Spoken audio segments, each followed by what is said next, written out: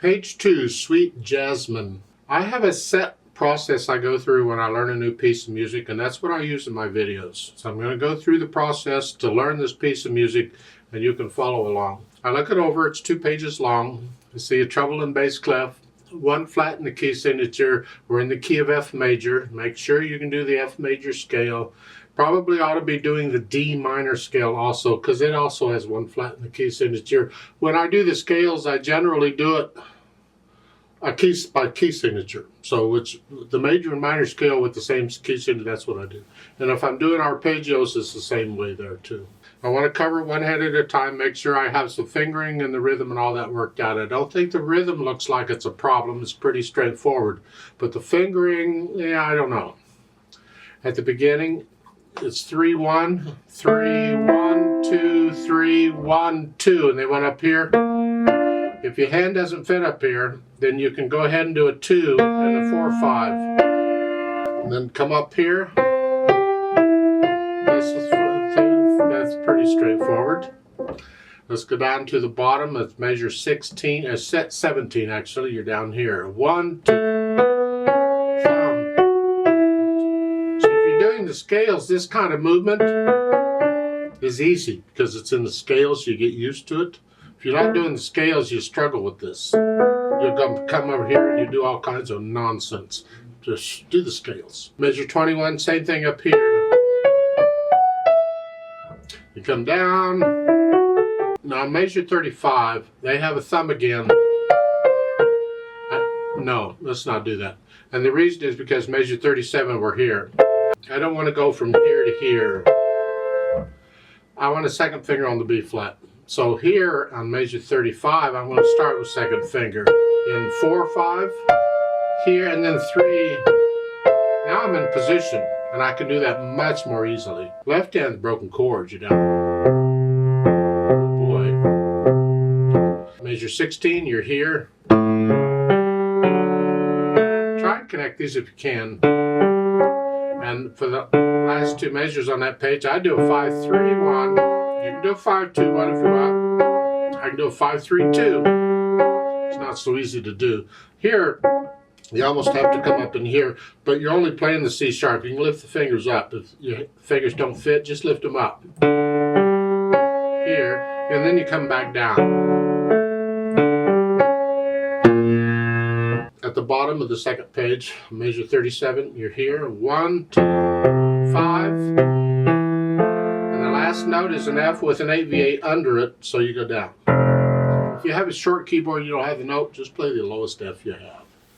Put the hands together then. And when I first put the hands together, I usually hesitate all over the place. I'm just trying to get the hands to work.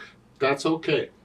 Because once I sort of got it, then I go through it 100 times or more and work out the hesitations. So I'm holding that C down as I do this.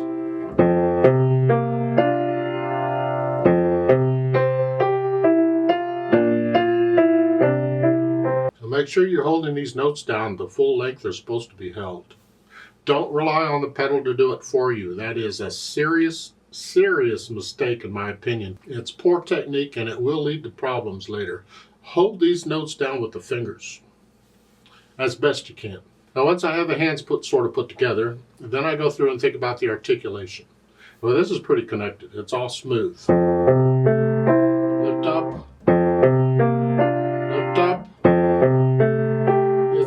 It's so I can, lifting up for the phrases. Here in the measure 5.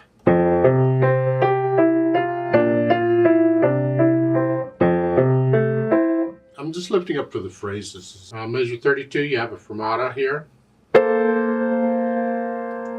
Just hold it out as long as it feels right. Just hold it longer. When I do it with a metronome, I just double it and I hold it for 6 counts instead of 3. But otherwise, you just feel it, and then when you're ready, you lift up and go on. Once I have the articulation down, then I think about the dynamics. At the beginning, it's going to be both hands because there's really no melody. It's broken chords. Whatever you think mezzo forte is. Moderately loud. Not loud, just sort of loud. Starting in measure 5, that's the melody. That's what we want. The left hand's got to go in the background. Then it can come back out. Measure 11 here. Now we're going to be loud. Both hands. And measure 15. Keep the left hand in the background now. It's only loud here. And that's it. The melody's in the right hand. Measure 16, come down. Moderately soft, mezzo piano. Moderately loud, measure 21. You see, on these measures, like measure 23 and 4, the melody's in the right hand. We want to hear that. So as I'm doing this, I want to hear that. Don't drown it out. Because you keep in mind on measures 19 and 20, you're moderately soft here. So the left hand's got to be soft. I want to hear that. That's soft. And then you come up. Soft, sort of soft.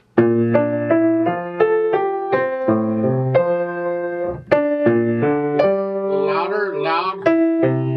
Slow down. Slow down a little, and then hang on to that a little bit, and when you're ready, go on. Off tempo means resume the speed you were going before you changed it. See, in measure 31, we slowed down a little, we changed it. Okay, then back up. And then soft. And all the time at the end, when I'm doing this, I want to hear this. And this is moderately soft. So you can guess how soft the left hand's going to have to get. Because this is going to die away. And as it does, then the left hand needs to die away too.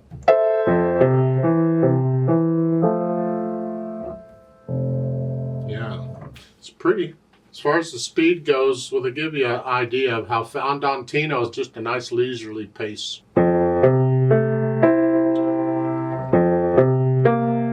Keep in mind the speed is not the speed of the beat. It's the overall feel of the piece, the overall flow of it. That's the speed you're after. Natural accents, the first beat of a measure. 1, 2, 3, 1, 2, 3, 1, 2, 3, 1, 2, 3, 1, 2, 3.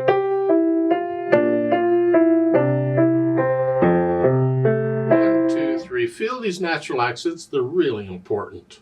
A listener might think you're playing a pickup beat at the beginning. 1, 2, 3, 1, 2, 3, 1, 2, 3, 1, 2. I can't do it, but the point is, put in the natural accents, feel them. And in 3/4 time, that's the first beat of the measure. Now they've added pedal here. It's more for the atmosphere because you don't need pedal on this. You play the whole piece fine without it. And when you first learn a piece, I recommend learning it without pedal. This makes sure that fingers are doing what they need to do and you can hear the sound very clearly of what's going on. That way when you add pedal, you can understand the difference the pedal makes to the sound. It's going to be overlapping pedal.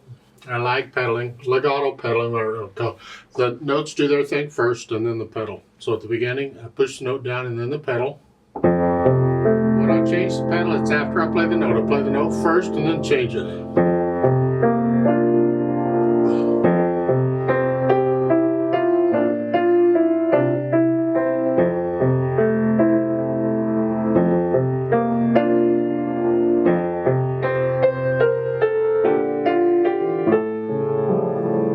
Get the idea? And it's that way pretty much all the way through. If you want to hear the phrasing, you got to lift the pedal up with the hands. For instance, beginning, lift up, lift up. So I can put a little silence. That's interpretation. Keep in mind the dynamics, the articulation, the pedaling, the speed, the whole bit. That's all telling you how to interpret the piece. But you can they don't say everything. The music never says everything. So if you want to hear the phrasing, lift the pedal up between the phrases. Some people like it, some people don't. You decide. Go.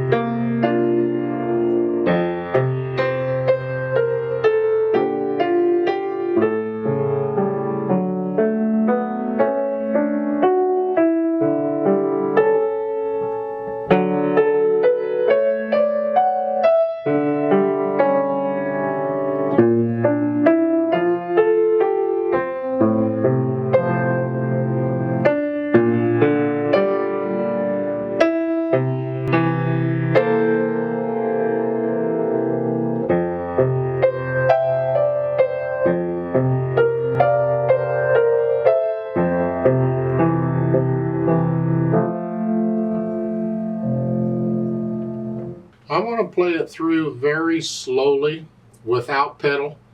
If you would like, play it along with me, and this way you can check your notes and your rhythm to make sure you're playing the correct notes. You should play the same note I'm playing at the same time I'm playing it.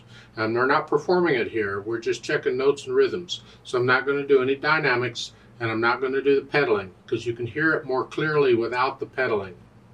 So I'll give us 3 counts, so let's just try it very slowly together. I can't slow down, there's no retardandos, can't do that because I'm doing this with a metronome. And the fermata, I'm going to hold at 6 counts instead of 3, so I can stay with the metronomes. 1, ready, go. 2, 3. 2, 3.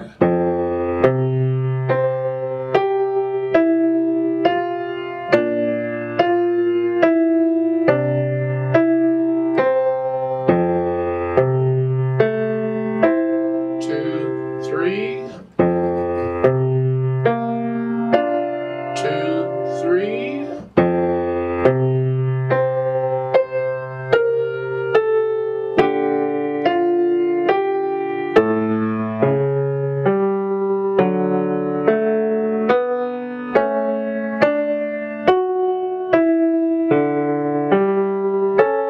2, 3.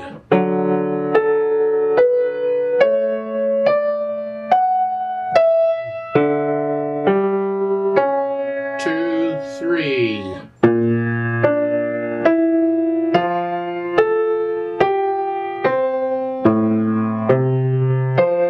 2, 3.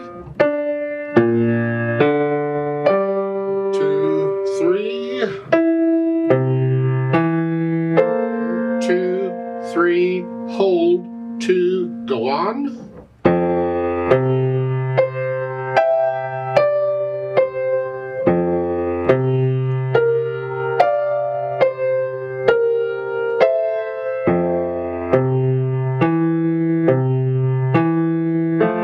2, 3. 1, 2, 3. Off.